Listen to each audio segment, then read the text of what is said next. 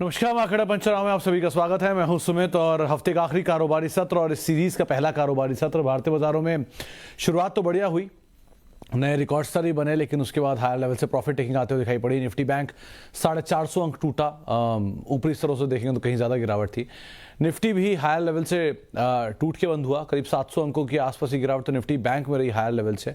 Obviously बात, एक बढ़िया तेजी आई तो उसके बाद प्रॉफिट टेकिंग तो रहेगी। सेंसेक्स करीब 200 अंकों के आसपास टूटा हायर लेवल से, लेकिन अच्छी चीज़ क्या थी, एडवांस डिक्लाइन में एडवांसेस फेवर में थे, 1300-1350 शेयर तेजी में थे, 1000 शेयरों के आसपास बिकवाली सोफार देखने को मिल रही थी। तो आज फिर भी ब्रॉडर मार्केट्स के अंदर उतनी बिकवाली नहीं थी। At least mid cap index, small cap index respite दे रहे थे, और ये वो तब है जब पिछले 3 से 4 सेशन में जबकि लार्ज कैप चले हैं और मिड कैप स्मॉल कैप नहीं चला। आज मिड कैप स्मॉल कैप चला, लार्ज कैप नहीं चला, लेकिन बहुत तो वहाँ पर भी स्ट्रॉन्ग बाइंग नहीं थी, लेकिन हाँ फिर भी कंफर्टेबल बाइंग एटलीस्ट आपको दिखाई पड़ेगी। रिलायंस आज फिर नई तेज़ी में था, नई ऊंचाई पर पहुंचा, 21 लाख करोड़ की मार्केट कैप पार करने वाली देश की पहली कंपनी बनी। इसके अलावा एचडीएफसी बैंक में थोड़ी बहुत बाइंग थी, एसबीआई में थोड़ी बहुत बाइंग थी फर्स्ट हाफ में, सेकंड हाफ में प्रॉफिट टेकिंग आई। तो पीएसयू बास्केट तेज़ी में था, पीएसयू बैंकिंग तेज़ी में था। ऑयल एंड गैस में खरीदारी थी, जिसमें से गैस में महानगर गैस, आईजीएल ये सब चल रहे थे, और पेट्रोनेट, एलएनजी, गेल, इनमें भी कुछ हद तक खरीदारी देखने को मिली। टाटा मोटर्स में आज थोड़ी बहुत खरीदारी थी ऑटो स्पेस से। निफ्टी के टॉप गेनर में ओएनजीसी का नाम भी शुमार था, आज खरीदारी में वहाँ भी खरीदारी थी। इसके अलावा इंडिया सीमेंट 2 दिन की बढ़िया तेज़ी के बाद थोड़ा फ्लैट साइड पे जाके कहीं बंद होता हुआ दिखाई पड़ा। सीमेंट इनफैक्ट जो बढ़िया तेज़ी दिखाई थी उसके बाद थोड़ी सी आज प्रॉफिट टेकिंग कह सकते हैं वहाँ पर देखने को मिली।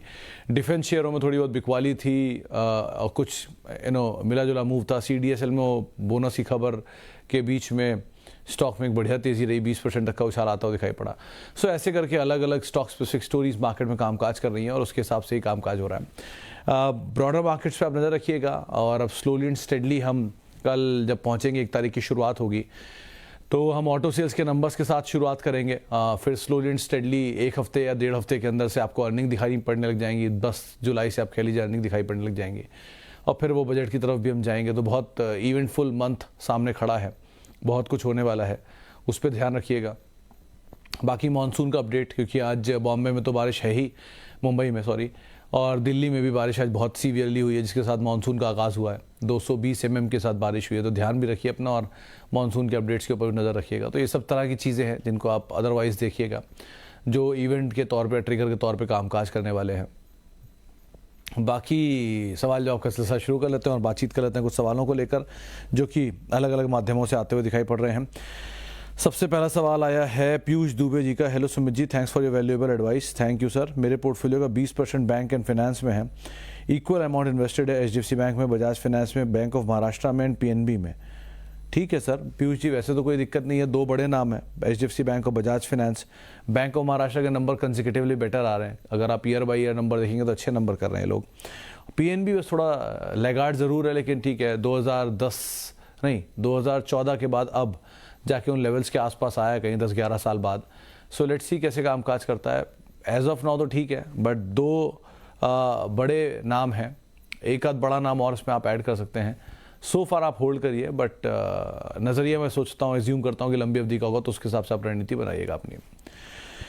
हेलो सुमित जी, रिलायंस की तरह और कोई स्टॉक है क्या जिसमें मल्टीपल बिजनेस एक ही स्टॉक में ट्रैक हो जाते हों, जैसे telecom, oil and gas Reliance में है? गुड क्वेश्चन है, बहुत समय बाद ऐसा कोई सवाल आया। आईटीसी है ऐसा एक कंपनी जिसके अंदर मल्टीपल बिजनेस आते हैं। अदानी एंटरप्राइज ऐसी एक कंपनी है जिसके अंदर मल्टीपल बिजनेस आते हैं। ग्रासिम ऐसी कंपनी है जिसमें मल्टीपल बिजनेस आते हैं। इनफैक्ट एलएनटी भी एक ऐसी कंपनी है। एलएनटी को आप स्टैंड लोन बेसिस पे कंस्ट्रक्शन कंपनी देखते होंगे, लेकिन कंसो बेसिस पर उसमें आईटी भी आता है, उसमें उनके एनबीएफसी बिजनेस भी आते हैं, तो कंसो कंपनी भी वही हो जाएगी। और कॉन्ग्लोमोरेट के तौर पे आईटीसी सबसे बड़ा कॉन्ग्लोमोरेट है, इसके अंदर बहुत सारे और बिजनेस भी आते हैं। ग्रासिम अच्छा कॉन्ग्लोमोरेट है। बाकी होल्ड कोस आ जाएंगी, लेकिन आप होल्ड कोस को अगर अवॉइड भी कर दें, देखिए सर रिलायंस के केस में एक अंतर है बाकियों से, इसलिए नहीं कि रिलायंस की कंपनी है, चलिए वो तो अगर मैं 1 मिनट को साइड रख भी दूं तो भी आपके पास दूसरी ऐसी कोई कंपनी नहीं है जिसकी प्रॉफिटेबिलिटी इस तरह की हो। कई लोग बोलते हैं कि आप रिलायंस के इतने बारे में बोलते हो, गुणगान करते हो, काइंड ऑफ ये वर्ड बोला था किसी ने, लेकिन ऐसा कुछ नहीं है। जो गुणगान लायक है उसी का गुणगान करूंगा ना। तो अगर है कोई कंपनी दूसरी जिसका 70,000 करोड़ का प्रॉफिट आता है साल का, तो मुझे दिखा दो, मैं भी उसको पढ़ लूँगा, मुझे बड़ी अच्छी लगेगी पढ़ने में, लेकिन नहीं है ऐसा। सो अमंग ऑल में एक मतलब ऐसी कंपनियां जिनके प्रॉफिट्स हर कुछ साल में डबल हों, या कंसेक्यूटिवली बढ़ रहे हों, इस तरह की कंपनियों को तो आप पोर्टफोलियो का कोर पोर्टफोलियो का हिस्सा बना ही सकते हो। HDFC बैंक इस तरह की कंपनी है जो पिछले कई सालों से कभी जिसका प्रॉफिट गिरा नहीं, पिछले साल से ज़्यादा ही प्रॉफिट निकाला उसने हर साल। एक बड़े बेस को बड़ा करना और बड़ा चैलेंज होता है। आप 100 करोड़ रुपए प्रॉफिट एक साल में निकाल सकते हो, लेकिन 10,000 करोड़ के ऊपर प्रॉफिट निकालना वो और बड़ी बात होती है। तो आपका स्केल कितना बड़ा आप खुद ही अंदाज़ा लगा लीजिए। सो इस तरह की कंपनियों को आप आइडेंटिफाई करिए।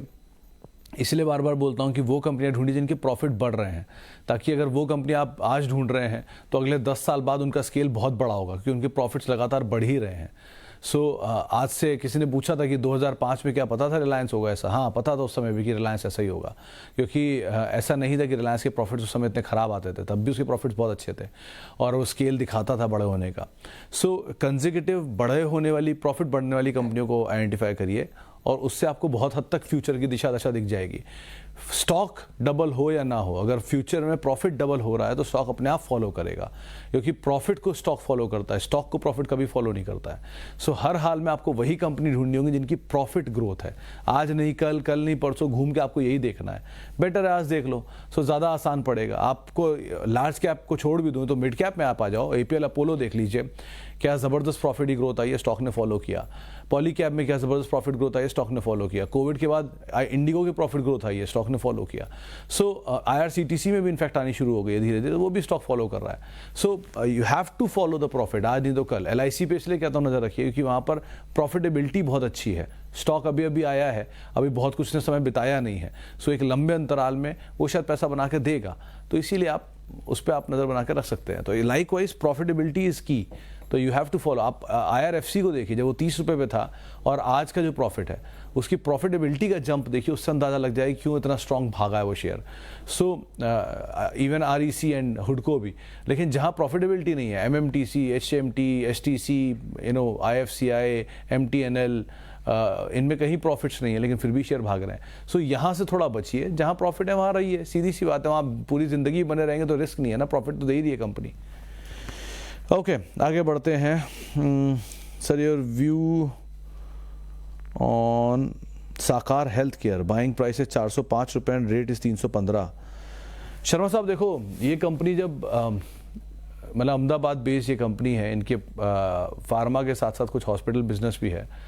प्रकाश दीवान साहब जो बाजार के जानकार बन के आते हैं, उनका इसमें प्रेफरेंशियल अलॉटमेंट में भी नाम था, 5% के आसपास शायद उनका स्टेट है इसमें। उनसे ही मैंने इस कंपनी के बारे में बहुत पहले बात हुई थी, तब पता चला था। प्लांट भी इस कंपनी का देखने की बात थी, मैं जा नहीं पाया हूँ अब तक। लेकिन अदरवाइज़ इस कंपनी में शेयर टूटा तो बहुत है, इसमें तो कोई डिनाइल नहीं। 420 रुपये टूट के 320, 310 रुपये घूम रहा है। स्टेबल होने दीजिए, अगर एक बार स्टेबल हो जाए तो आप इसमें एंटर कर सकते हैं, लेकिन थोड़ा स्टेबल होना ज़रूरी है। अगर आप एक बहुत लंबे समय तक ये दाम होता हुआ देख रहे हैं तो आप एंटर कर लीजिएगा, लेकिन एज ऑफ नाउ थोड़ा wait and watch is a better option, उसके हिसाब से आप कॉल लीजिएगा। ओके, साकार हो गया, रिलायंस हो गया। Why Adani power P is lowest among the power generating companies. Anupam ji देखो, इसके केस में अगर आप अदानी के 12 साल के रिजल्ट देखेंगे पुराने, वो स्क्रीनर मिल जाएंगे, वहाँ पढ़ सकते हो, तो शायद पिछले 7 साल में लगातार लॉस दिया इसने। फिर इसका एक लॉस कम हुआ, फिर वो प्रॉफिट में आई, फिर प्रॉफिट बढ़ना शुरू हुआ और धीरे धीरे प्रॉफिट बढ़ रहा है। क्योंकि ये कंपनियां जो भी heavy capital goods intensive companies होती हैं, कैपिटल इंटेंसिव कंपनीज होती हैं, उनमें कैपिटल लगता है एक लेवल तक, उसके बाद उनका आउटकम आना शुरू होता है। वो आउटकम आना जब शुरू होता है तब उनकी अर्निंग ग्रोथ होती है, अर्निंग एक्सपैंड करती है एकदम से। जो अर्निंग एक्सपैंड की है उसकी वजह से उनकी EPS बढ़िया दिख रही है आपको, और इसलिए PE सस्ता दिखता है। बाकी सारी कंपनियां पुराने एस्टैब्लिश प्लेयर हैं, टाटा पावर, CESC, NTPC, कोई भी कंपनी उठा लीजिए, ये बहुत पुरानी पावर जनरेटिंग कंपनीज है। Adani power is a new boy among others. तो इसीलिए, और यहाँ चीज़ें बहुत जल्दी जल्दी भी बदली हैं। दो ये कंपनी चला बहुत है शेयर, फिर भी वैल्यू में सच में सस्ता है, इसमें भी कोई डिनाइल नहीं है।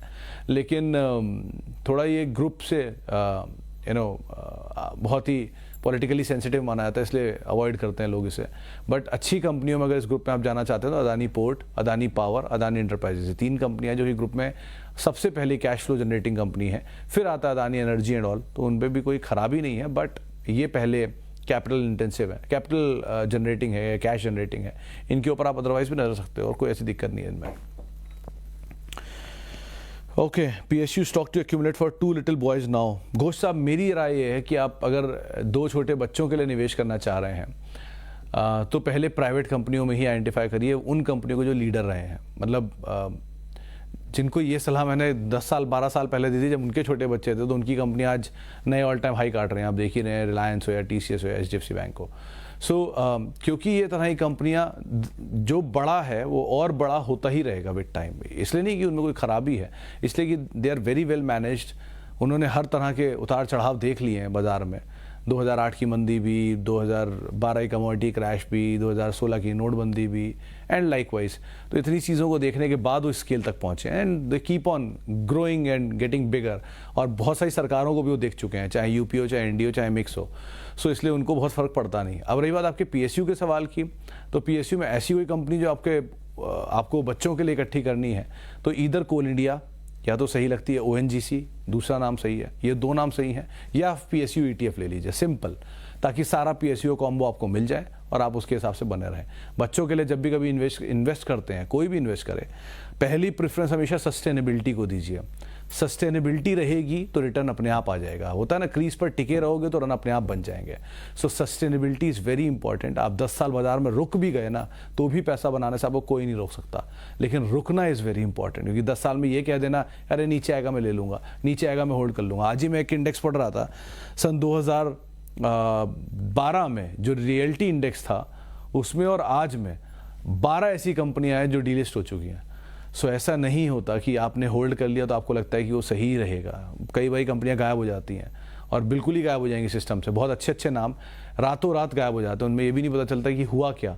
ऐसे बहुत एग्जाम्पल मैं आपको दे सकता हूँ। जैसे वो था एक V से कंपनी थी, वेसुवियस नहीं, वेसुवियस तो अच्छी कंपनी है, वकरांगी में रातों रात नहीं पता चला किसी को क्या हुआ। GTL का चार्ट देखिए कभी, एक दिन के अंदर वो शेयर 60% साफ हो गया था। मुझे आज भी याद है, F&O का शेयर था, 3200 रुपये का शेयर था।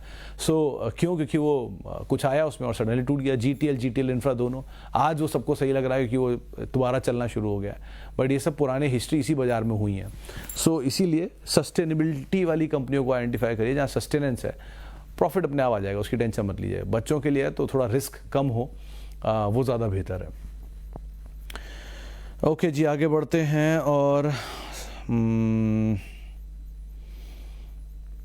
Hello Sumit sir, I am new to stock market. I have Samvardhana Motherson, IRFC, happiest mind, Tata power, Tata motors, Zensar tech, Amar Raja, long term view. Patel साहब, अगर आप नए हो बाजार में तो आपने फिर भी कंपेटिवली अच्छे नाम चुने हैं, मतलब ये नहीं कहूँ खराब है। जेंसार अच्छी कंपनी है, हैप्पीएस्ट माइंड अच्छी कंपनी है, टाटा पावर बहुत अच्छी कंपनी है, टाटा मोटर भी बहुत अच्छी कंपनी है, अमर राजा भी बहुत अच्छी कंपनी है, संवर्धना भी अच्छी कंपनी है। बस इनके टाइम फ्रेम थोड़े अलग अलग हैं। कोई बहुत चल चुका है, कोई बिल्कुल नहीं चला है, कोई बहुत चलने के बाद आपने लिया है, ऐसी सिचुएशन है। और एक बड़ी इंटरेस्टिंग बात यह है कि सब के सब वो शेयर हैं जो पब्लिक को बहुत पसंद है, इसलिए सबके खातों में आज की डेट में मिलेंगे, तो इनमें कंसोलिडेशन लंबा चलेगा। टाटा पावर, टाटा मोटर, संवर्धना मदरसन, हैप्पीएस्ट माइंड, ये ऐसे शेयर है जो हर खाते में आज की डेट में सबको पसंद आते हैं। जो सबको पसंद आता है वो शायद बाजार को थोड़े दिन के लिए ना पसंद आए, इसलिए पेशेंस रखिएगा। अमर राजा भी अभी चला है तो उसमें भी आई गई होगी रिटेल पब्लिक देखकर उसमें तेज़ी को। आमतौर पर इन शेयरों में कंसोलिडेशन थोड़ा लंबा रहेगा, लेकिन कंपनी की क्वालिटी में खराबी नहीं है। आप सब में बने रह सकते हैं क्योंकि 5 साल का नज़रिया है।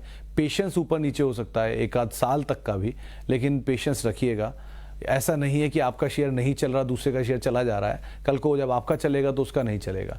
इधर उधर भागने की बजाय stick to what you have already decided. आप अपने भरोसे पे हैं, अगर ये अपना डिसीजन आप ले चुके हैं तो उस पर स्टिक करिएगा। दूसरे की चलती हुई लाइन को देख के मत भागने लगिएगा, उसके पीछे जो आपके पास है वो भी चला जाएगा। बेटर इज अच्छी कंपनियां हैं, नंबर्स पे नज़र रखिएगा, प्रॉफिटेबिलिटी पे नज़र रखिएगा, नीचे आए तो आराम से ऐड करिएगा, पेशेंस रखिए। नए निवेशक हैं तो आपके लिए सबसे ज़्यादा ज़रूरी पेशेंस है। पैसा तो बन ही जाएगा, बस पेशेंस पहले रखिएगा।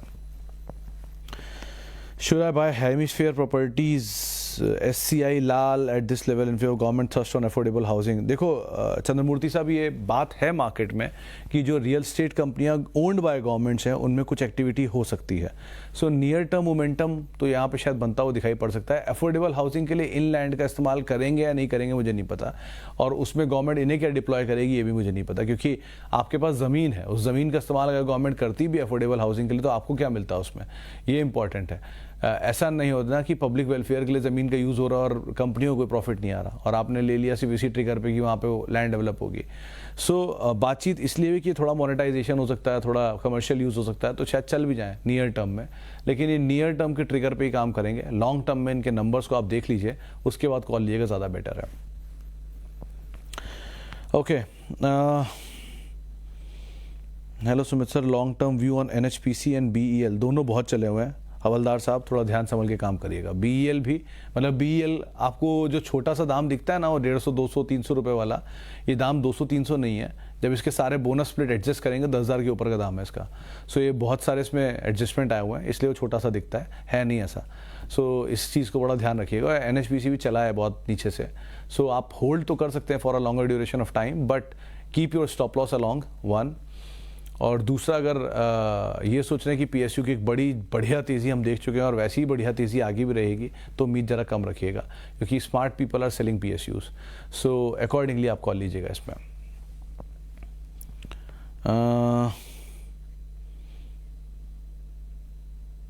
Mirai Asset Nifty EV ETV in NFO invest or not? Sunny sir, I'm not the right person for mutual fund. One of the thing ये जरूर कर सकते हो कि वो 6:30 बजे शो आता है पर्सनल फाइनेंस का, वहाँ आप अपना सवाल पूछ लेना। सवाल कैसे पूछना है, तरीका ही भेजते, ईमेल ID होता है yourmoney@nw18.com, उस पर आप भेज दीजिए अपना सवाल। वहाँ पर जो गेस्ट होगा वो आपको राय दे देगा। जो भी आपका पर्सनल फाइनेंस से जुड़ा सवाल है, म्यूचुअल फंड से जुड़ा सवाल है, कैसा भी सवाल हो पोर्टफोलियो को लेकर, आप वहाँ पे आप मेल कर दो। वो लोग अपना, आपका जो गेस्ट होंगे हमारे साथ, उनके आपका सवाल मैं ही ले लूँगा, क्योंकि मैं ही शो में होता हूँ। सो वहाँ पर आपका सवाल ले लेंगे। ये प्लेटफॉर्म पे मैं आपको बोल दूँ लेना है नहीं लेना है टाइप्स। सो अभी के लिए I am not the right man for it. तो बेटर आप सही जगह जाइए जहाँ से आपको सही सलाह मिल पाए, फालतू में भटकने की क्या ज़रूरत है। तो वहाँ से ले लीजिए, बेस्ट गेस्ट आते हैं, वो अपने आप आपको राय दे देंगे।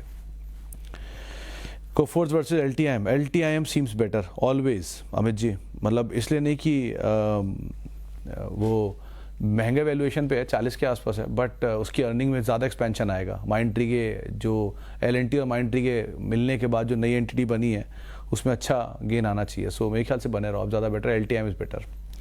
Hi sir, I have 15 stock and I do invest in those every month which are below or same to my average price. Is it good? Yeah, it is perfectly fine Prakash ji, कोई दिक्कत नहीं है। आप सही स्टॉक्स, अगर आपके 15 नाम मुझे नहीं पता, लेकिन जो भी अच्छे नाम हैं, अगर आप उनमें हर फॉल में ऐड कर रहे हैं तो यू कैन ईजिली ऐड।